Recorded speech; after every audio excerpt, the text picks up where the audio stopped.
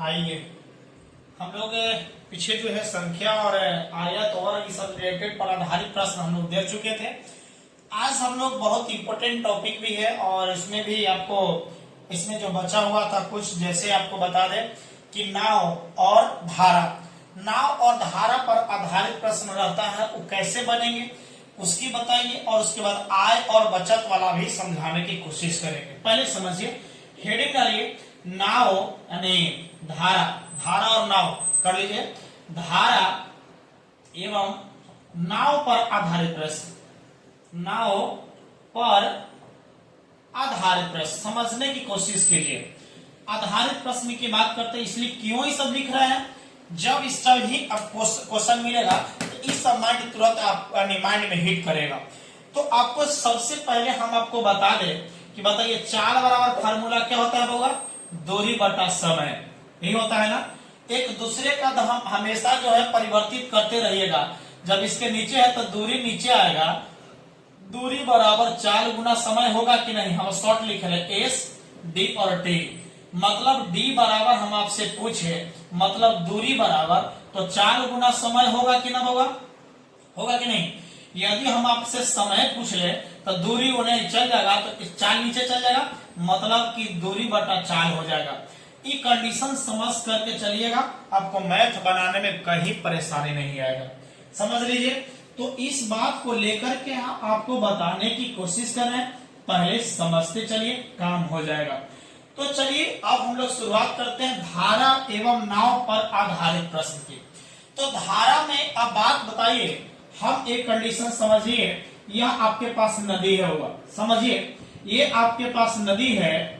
अब नदी में आपको बताइए एक नाव दिया गया। जब ये आपके पास नाव है, समझिए अब ये जो नाव में आप बैठे हैं, ठीक है, जब इस नाव में आप बैठ गए तो अब बताइए जो है आप बैठे हुए, समझते चलिए इसमें आप बैठे हैं, ठीक है ना, इसमें आप बैठे हैं। जब इसमें आप बैठे हैं तो कंडीशन क्या हो, अब सोचिए जब इसमें बैठे हैं तो नाव, अब मान लेते हैं कि ये जो है पानी जो है ना जल है, इको होगा जल जो है वह रुका हुआ है, रुका हुआ है का मतलब है कि यह कोची है स्थिर है, यह कोची है स्थिर है, ठीक है। अब कंडीशन है कि जल जब रुका हुआ रहे तो बताइए जो नाव जब चलाइएगा तो बताइएगा नाव की चाल कैसा रहेगा स्थिर जल में। अब कंडीशन में है, अब आइएगा अब एक और लेते हैं, ये नदी है बउआ। अभी नदी में आपने याद कीजिए कोची ले लिया, नाव लिया। जब यह नाव रखा है और इसको जो है बताइए क्या होगा। अब इस कंडीशन में समझिए कि जो धीरे धीरे जो धारा जो है बह रहा है। जब धारा धीरे धीरे बहे तो ये आपके पास में जल वाला धारा समझ लीजिए धारा है, और जब धारा है तो बताइए जो नाव है ना, मान के चलते हैं कि इधर के जैसे धारा बह रहा है तो बताइए इधर से नाव चढ़ाने के लिए, इधर से धारा बह रहा है तो बताइए उधर से धारा ढेर रहा है और इधर से नाव चढ़ा रहे हैं तो बताइए उल्टा होगा कि नहीं होगा। जब उल्टा होगा तो बताइए अपने आप समझते चलिए कि यह दिक्कत होगा, ज्यादा कठिनाई होता है। लेकिन जब हम कहते हैं कि जब ये धारा है, ये धारा बह रहा है इधर से और आपका नाव भी इधरे की ओर चलाइएगा बढ़ाइएगा तो बताइए आप तेजी से जाइएगा, आसान होगा, आराम होगा। तो अब कंडीशन समझिए बहुत इंपॉर्टेंट है बउआ, कि जब हम मान लेते हैं कि स्थिर जल में नाव का यदि चाल हम मान लेते हैं x किलोमीटर मान लीजिए प्रति घंटा है, ठीक है, एक घंटा में 5 किलोमीटर 10 किलोमीटर कितना भी जाता है, ठीक है। अब सोचिए लेकिन ये जो कंडीशन है ये तो अकेला है और धारा जो चाल है, धारा वाला धारा के चाल हम मान लेते हैं कितना लेते हैं y किलोमीटर प्रति घंटा है। तब क्या होगा समझिए, यहां जब धारा के साथ जब चलेगा तो उसको अनुकूल कहेंगे। जब उसी दिशा में चले जिधर नाव चल रहा है उधर में ही आपको क्या चले, नाव चले, और उधर में धारा चले तो अनुकूल कहेंगे। जब उल्टा चढ़िएगा तो उसको प्रतिकूल या क्या कहेंगे विपरीत कहते हैं, ठीक है। तो अब कंडीशन है ये, तो कंफर्म है कि जब साथे चलेंगे एक ही दिशा में तो दोनों जुटेगा, जुटेगा ना, तो जुटेगा तो बस काम हो गया। चलिए देखिए, तो ये भी आपको इंपॉर्टेंट है, चलिए समझते चलिए। तो यहां से आपको सॉल्यूशन में क्या लिखेगा, सॉल्यूशन में माना कि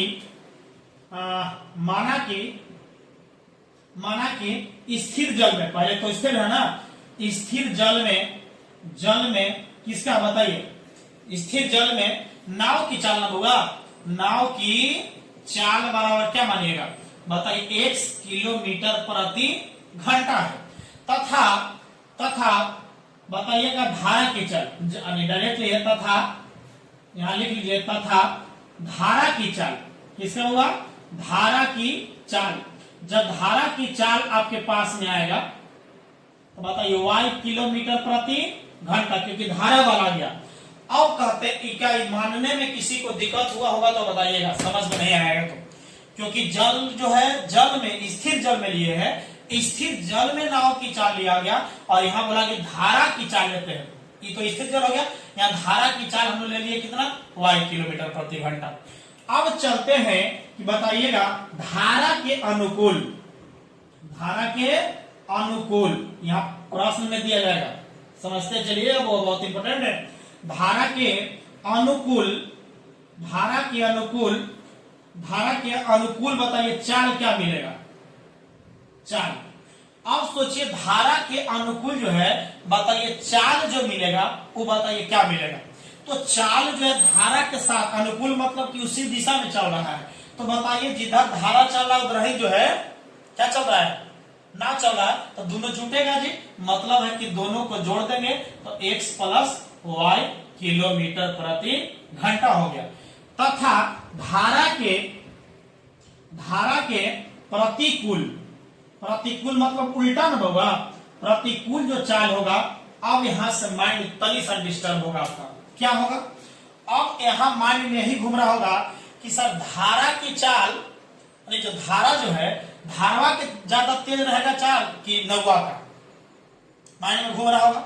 एक बात बता देते हैं, यदि धारा की चाल जब ज्यादा रहे, नाव का चाल कम रहे, तो आप क्या समझते हैं बताइए, जब धारा रहेगा नौवा के कम रहेगा तो बताइए नौवा को उड़ा के लेके चल जाएगा जी, दिक्कत होगा।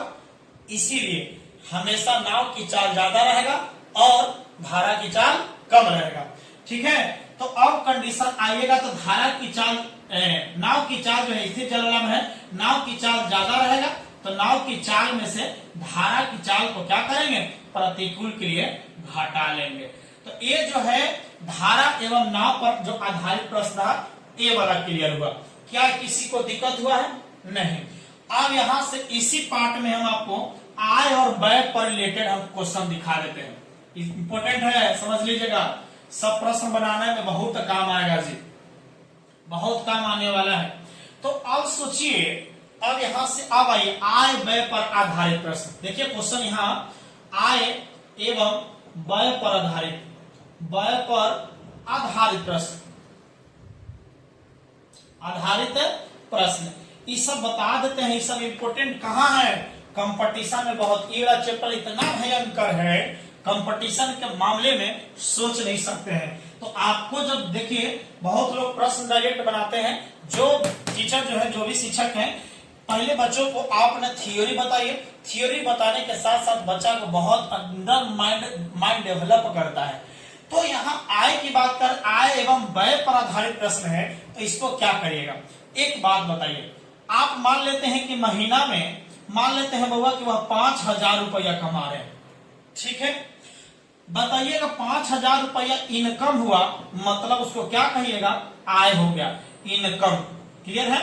आप सोचिए कि जब इनकम आपके पास 5,000 है और खर्च कर देता है, खर्च कर देता है 3,000 रुपया महीना में, ठीक है, 3,000 खर्च करता है, मान लिया जाए, तो 3,000 खर्च करता है, तो तुम बचाता कितना है बताइए, बचाता कितना है, 2,000 बचाओगे, यही ना करेंगे, माने आय में से खर्च को घटाया, और खर्च को ही हम लोग कहते हैं, याद कीजिए क्या कहते हैं, व्यय कहते हैं।